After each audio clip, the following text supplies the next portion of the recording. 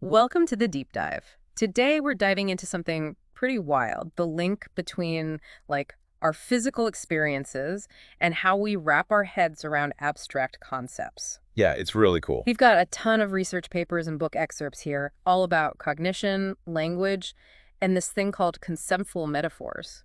It's going to be fascinating to see just how much our bodies shape how we think. It is. Yeah. For so long, abstract thought was considered separate from our physical selves, like it was all just happening in our brains. Yeah, just locked away up there. But all these sources point to a much deeper connection, way more intertwined than we might think. So it's not just the brain working in isolation. Our bodies are part of the equation, too. Absolutely. Hmm. One of the key ideas here is this concept of grounded cognition, that our understanding of the world stems from our physical interactions, our senses. Okay, I'm hooked already. Give me an example. Help me visualize this. Sure, think about how you'd react if a huge rock was blocking your way, Oh, no. compared to, say, a bicycle. Okay, got it. With the rock, you instantly think about moving it, stopping, like it has this immediate physical presence. Totally. You have to deal with it right there. But with a bicycle, our minds engage differently. We think about the handlebars, the seat, maybe even where we could ride it. Yeah, it sparks all sorts of ideas. Exactly. And there's research to back this up. Oh, really? One study had people sorting objects, and get this, liftability was a factor right alongside shape. Wow. It shows this automatic link between objects and how we might act on them. So it's not just about clearing obstacles. Our brains are always evaluating, thinking, how can I interact with this thing? Precisely. Which leads to another question. Does simply seeing an object trigger action-related activity in our brains, even when we're not actually doing anything? You're reading my mind. I was just thinking that. Well, the research says yes. No way. There's this study where people learn to make specific hand gestures for different colors. Oh, that's interesting. But here's the catch.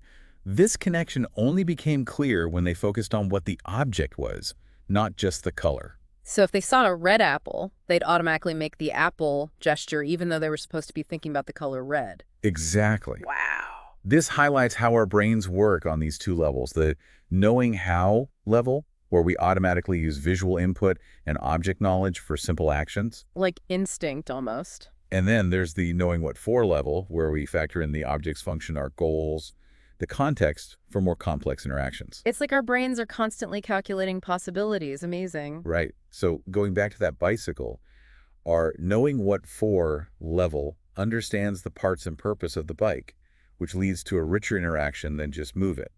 I'm starting to see how layered this all is. It's not just about seeing and reacting. There's a whole world of thought going on behind it. Absolutely.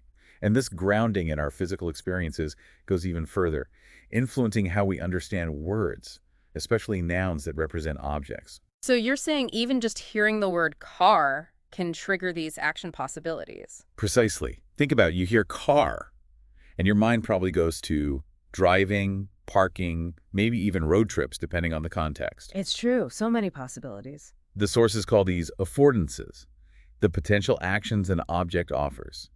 It seems words can activate them too, not just the objects themselves. So words are like these shortcuts to those physical experiences. Incredible. Exactly. And one study really highlights this. Researchers looked at sentences about using objects after wading in a lake. People found sentences like, she used her shirt to dry her feet, made more sense than she used her glasses to dry her feet. Because a shirt can absorb water, but glasses don't.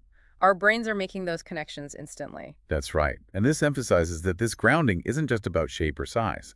Think about this. You're more likely to understand attic above basement quickly than basement above attic. Why is that? Because, well, an attic is physically above a basement in a house. Exactly. Our brains are wired to link words with their actual physical locations, even when we're just reading. It shows how ingrained spatial understanding is in how we process language. That's wild. It's like our brains are constantly drawing on those physical interactions with the world, even when we're dealing with words. They are. And there's even evidence that abstract qualities of objects, like how they move, are grounded in our actions and experiences. Researchers asked people to categorize how different objects moved, and their groupings were based on things like how far it moved, its speed, whether the movement was self-induced, like an animal walking, or caused by something else. So the way we perceive and categorize motion is based on how we've experienced it ourselves, whether we're moving or seeing things move. Precisely. It suggests that even abstract concepts like motion have roots in our physical interactions. It's mind-blowing to think that our physical experiences are so fundamental to how we understand the world, even on an abstract level. It really is. Yeah. And this brings up a really interesting point. Our individual experiences are so diverse. So does that mean everyone's understanding of these things is slightly different too? Does context matter? That's a great question. It would make sense if our unique experiences shape how we interpret things, even abstract concepts. You're absolutely right. So are we saying that a hammer might make me think of building something, but someone else might think of a scary movie they saw? Exactly. Our understanding of objects and the words that represent them is shaped by both context and personal experience. The same object can trigger different information depending on the person, the time of day, even the situation. It's like our brains have this massive database of experiences that we're constantly drawing from to make sense of things. That's a great way to put it. Okay, so we've talked about objects, actions, even abstract concepts, but what about bigger ideas like truth, justice, freedom? Can those be grounded in our bodies too? Now we're getting to the really fascinating stuff. One of the sources actually challenges the traditional view that these concepts are totally separate from our senses. It argues that even these big abstract ideas are ultimately rooted in our physical interactions. So instead of being these abstract ideas floating in our heads, they're connected to our lived experiences. Exactly. That's really interesting. For example, think about the concept of ownership. We might think of it as a legal thing, but the source argues that our understanding of ownership actually comes from a mix of emotions, physical sensations, and social practices. So like the anger I feel when someone takes something that belongs to me, or the joy of sharing something I own, those are physical and emotional experiences that help me understand ownership. Precisely. It's also about things like the social norms around permission and possessions. All those experiences contribute to our understanding of ownership. And this suggests that even the most abstract concepts aren't entirely disembodied. It's like everything we know, everything we think about, comes back to our bodies in some way. Like our bodies are the lens through which we experience and understand the world, even the most abstract parts of it. That's a powerful way to think about it. It really highlights how crucial it is to consider the role of the body in how our minds work. The body isn't just a vessel for the brain. It's an active participant in creating meaning. I love that. It really is. But this makes me wonder, if our physical experiences are so central to our thinking, does that mean everyone's understanding of these abstract concepts is different? That's a fantastic question, and it's one that these sources grapple with. They acknowledge that individual differences in our experiences, cultural background, and even physical abilities can definitely influence how we understand abstract ideas. So someone who has lived with chronic pain might understand freedom differently than someone who's always been healthy. Precisely. And someone from a more collectivist culture might have a different understanding of justice compared to someone from a more individualistic culture. It seems like this embodiment of abstract concepts could lead to a really beautiful diversity of perspectives. It definitely does. And it really highlights how important it is to recognize and value those diverse viewpoints, especially when we're discussing complex and abstract issues. Absolutely. So we've explored how our physical experiences shape our understanding of abstract concepts in so many ways. But I'm curious, do these sources talk about the actual mechanisms in the brain that make this happen? Like, how does it actually work? They do. Researchers are using techniques like fMRI to see which parts of the brain light up when we process language and think about these abstract ideas. Fascinating. Are they finding specific areas dedicated to these abstract concepts? It's not quite that straightforward. What's really interesting is that many of the brain areas involved in processing sensory and motor information are also activated when we think about abstract concepts related to those experiences. So, like, thinking about grasping an idea might activate some of the same neural pathways as physically grasping something. Exactly. This gives even more support for the idea that our understanding of abstract concepts isn't purely symbolic, it's grounded in our sensory and motor systems. It's amazing. But it does make me wonder, how do we reconcile this embodied view of cognition with the fact that we can think about things we've never directly experienced? Like, we can imagine fantasy creatures or understand complex scientific theories that don't really have a physical counterpart in our everyday lives. That's a great point. It seems like even in those cases, our brains are still using our existing knowledge and experiences, but they're combining them in new and creative ways. So maybe we use metaphors and analogies to relate those unfamiliar concepts to things we do understand, like building a bridge between the known and the unknown. Exactly. It's like our brains are constantly making new connections and expanding our conceptual toolbox, using our embodied experiences as a foundation. It's really amazing how flexible and adaptable our minds are. We can push beyond our direct experiences to imagine, create, and explore this whole universe of abstract ideas. You're right. That ability to think abstractly while staying grounded in our physical selves is truly one of the most remarkable things about human cognition. Okay, we've covered a lot of ground here, exploring this fascinating connection between our bodies and how we understand abstract concepts. But before we move on, I want to circle back to mental simulation, something that really piqued my interest in these sources. Can you remind me what that is? Of course, it's the idea that when we're processing language, we're not just passively decoding symbols, we're actively creating these mental simulations of what's being described using our senses, our motor skills, and even our emotions. So when I read a sentence like, the chef chopped the carrots, my brain is creating a mini simulation of that action. Exactly. Your brain might be activating neural pathways related to chopping, the feel of a knife in your hand, Yeah. maybe even the smell of those fresh carrots. It's as if your brain's trying to recreate that entire experience. That's incredible. But how do we know these simulations are actually happening? Is there evidence? There is. Brain imaging studies show that when people read about actions, the same brain areas that are active when they physically perform those actions light up. So our brains are mirroring what we're reading, even though we're not actually moving. Precisely. It's like a virtual reality experience generated from the language we're processing. And this mirroring effect goes beyond just actions. It includes sensory experiences and emotions, too. So it's like our brains are building these whole worlds inside our heads based on the words we're reading. That's amazing. It is. And this idea of mental simulation has huge implications for so many things, like how we teach and learn, how we communicate, even in therapy. I can see that. Imagine if we could truly understand how these simulations work. We could use that knowledge to help people learn better, communicate more effectively, even overcome trauma or phobias. It's a really exciting area of research.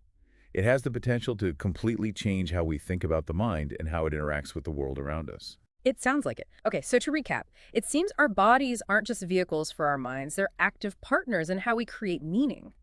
Our physical experiences shape how we understand objects, actions, emotions, even those big abstract ideas. And this view, this embodied cognition, challenges that old idea that the mind and body are separate. It suggests that they're much more connected than we used to think. It's almost like our bodies are anchors, grounding our thoughts in the real world, helping us navigate all the complexities of human experience. Absolutely. It's a reminder that we're not just brains in jars, we're whole beings. And all of our experiences, our senses, our movements play a vital role in shaping who we are and how we understand the world. It's a really exciting shift in perspective, and I'm so glad we took this deep dive into it. But we've only scratched the surface. There's so much more to explore. There is. After a quick break, we'll be back to delve into some fascinating implications of embodied cognition, including how it impacts our understanding of language itself. Stay tuned. I can't wait. It's really amazing how our brains can take something so physical and use it to help us understand these really abstract ideas. Yeah, it's like our bodies are the foundation for our thoughts. I like that. That's a great way to put it. And it has these really interesting implications for how we learn and communicate. Oh, absolutely. Think about how we teach kids about abstract ideas.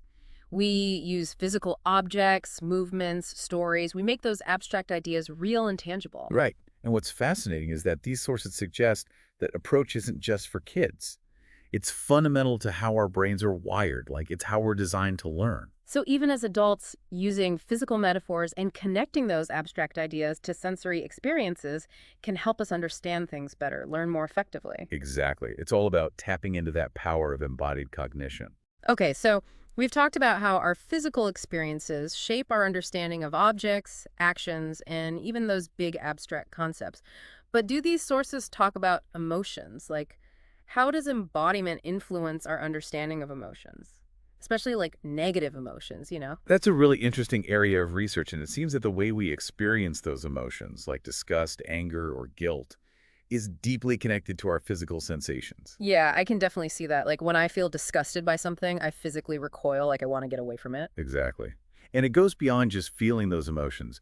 The sources actually mention a study that looked at how people categorize actions that they see as morally wrong. Okay, I'm intrigued. What do you mean by categorizing morally wrong actions? Well, the study broke down these moral violations into three types, those that violate individual autonomy, like harming someone or stealing, those that disrupt, like, the social order, like disrespecting elders or public property, and those that violate a sense of divinity or like the natural order, like certain sexual taboos, things like that. Wow, that's a really interesting way to break it down. And what did they find? Like, do people react to these different types of violations in different ways? That's what's so fascinating. People actually reported experiencing different emotions depending on the type of moral violation. So, like, different violations trigger different emotional responses in us? Exactly.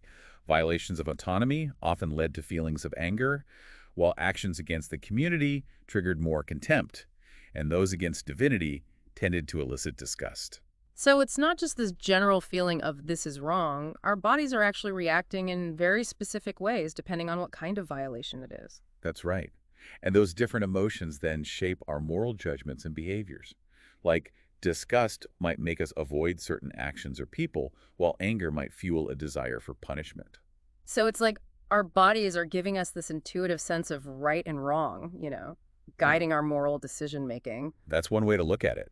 But of course, this raises questions about the role of culture and individual experiences in shaping those bodily responses. Yeah, that makes sense. You mean like are certain actions universally seen as disgusting, or is that influenced by how we're raised and the culture we live in? Exactly. It's complicated, right? These sources seem to suggest that while some basic moral intuitions might be rooted in our biology, culture plays a huge role in refining and shaping those responses. So it's like we have this natural aversion to certain things, but our specific ideas about morality are really influenced by what our communities value and believe in. Precisely. It's this dynamic interplay between our embodied responses and our social world that makes this so interesting. Okay, so we've talked about how our understanding of concepts and even morality is tied to our physical experiences. But what about those really big abstract ideas like truth, justice, freedom? Can those also be grounded in our bodies? Now that's where things get really interesting. One of the sources actually challenges that traditional view, that these concepts are totally separate from our senses. It argues that even those big abstract ideas are ultimately rooted in our physical interactions with the world. So instead of just being these abstract ideas floating around in our heads, they have this connection to our lived experiences. Exactly. Think about ownership, for example. We may think of it as this abstract, legal kind of thing, but the source argues that our understanding of ownership actually comes from this mix of emotions, physical sensations, and social practices. So like the anger I feel when someone takes something that belongs to me, or the satisfaction of sharing something I own with someone else, those are physical and emotional experiences that help me understand what ownership really means. Precisely. It's also about the social norms, around permission and possessions. Yeah. All of those experiences, both individually and socially, contribute to how we understand ownership. Yeah. And this suggests that even those most abstract concepts aren't totally disembodied. It's fascinating. It's like everything we know, everything we think about comes back to our bodies in some way. It's like our bodies are how we experience and understand the world, even those most abstract parts of it. That's a powerful insight. It really underscores how important it is to consider the body when we're trying to understand how our minds work. The body is not just a container for the brain, it's an active participant in creating meaning. I love that. It really reframes how we think about the mind-body connection. It really does. But this also raises another question for me. If our physical experiences are so central to how we think, does that mean that everyone's understanding of these abstract concepts is different? That's a great question. And it's one that the sources really wrestle with. They acknowledge that individual differences in our experiences, our cultural backgrounds, and even our physical abilities can definitely influence how we understand those abstract ideas. So someone who has lived with chronic pain might have a totally different understanding of freedom than someone who's always been physically healthy. Exactly. And someone from a collectivist culture might understand justice differently from someone from a more individualistic culture.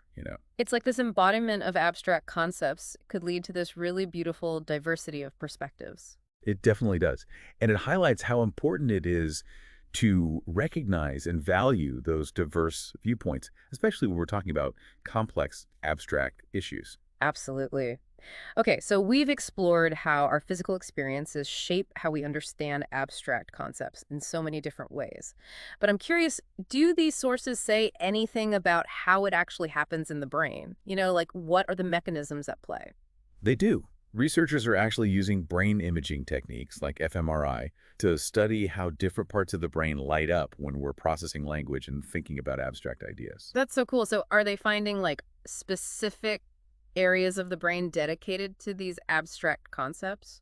Well, it's not quite that simple. What's really interesting is that many of the same brain areas that are involved in processing sensory and motor information are also activated when we think about abstract concepts that are related to those experiences. Wait, so like if I'm thinking about grasping an idea, that might actually activate some of the same neural pathways as if I was physically grasping an object? Exactly.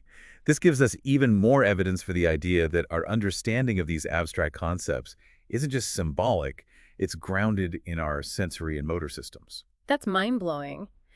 But it makes me wonder, how do we reconcile this embodied view of cognition with the fact that we can think about things we've never directly experienced? Like, we can imagine fantasy creatures or understand complex scientific theories that don't really have a physical counterpart in our everyday lives. How does that fit in? That's a great question. And it seems like even in those cases, our brains are still using our existing knowledge and experiences, but they're combining them in these new and creative ways. So maybe we use metaphors and analogies to relate those unfamiliar concepts to things we do understand, kind of building a bridge between the known and the unknown, like we talked about before. Exactly. It's like our brains are constantly forging these new connections and expanding our conceptual toolbox.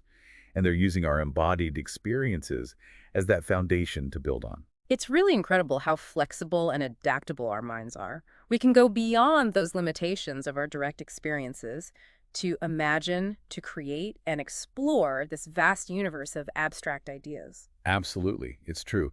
That ability to think abstractly while still being grounded in our physical selves, that's really one of the most incredible things about human cognition. Okay, we've covered a lot of ground here, exploring this connection between our bodies and how we understand those abstract concepts.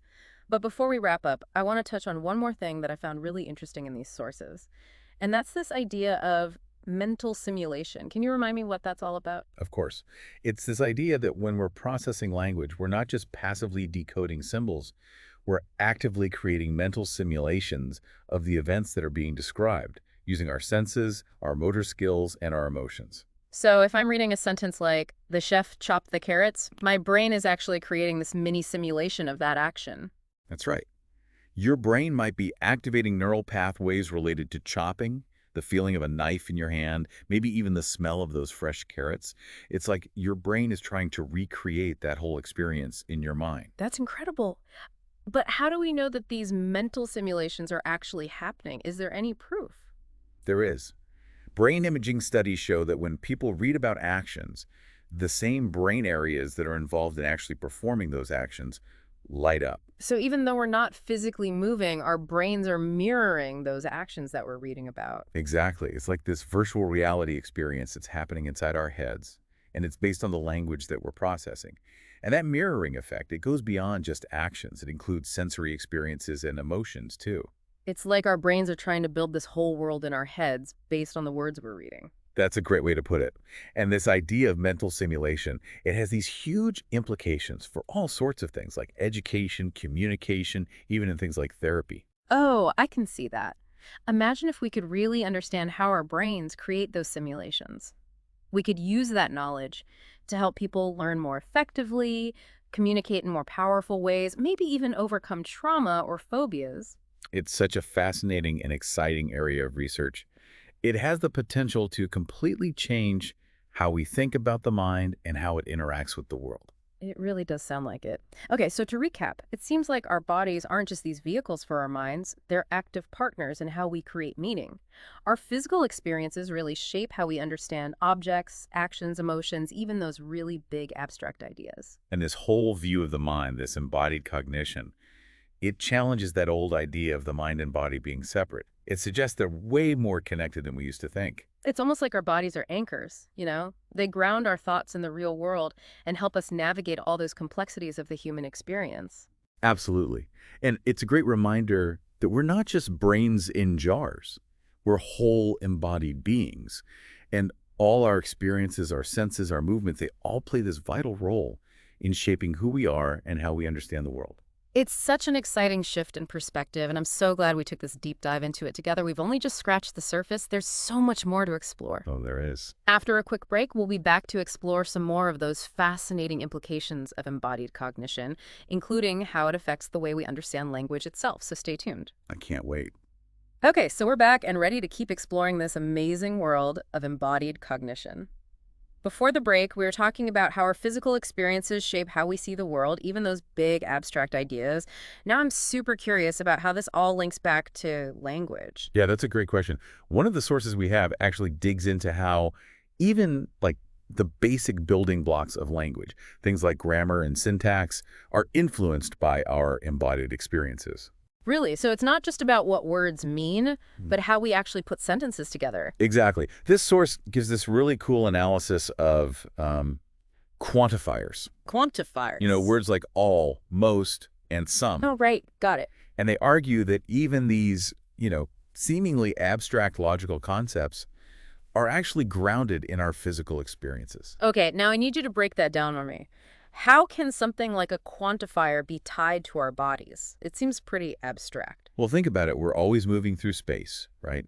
Encountering objects, grouping them based on what they have in common. Yeah, that's how we make sense of the world. Right. And this source suggests that we actually use those same spatial and perceptual experiences to understand those abstract quantities. So, like, if I'm trying to imagine all the cats in the world, my brain might actually picture all those cats gathered together. Yeah, exactly. It's like your brain might create this mental simulation of gathering all those cats, giving you a sense of their size and boundaries as a group.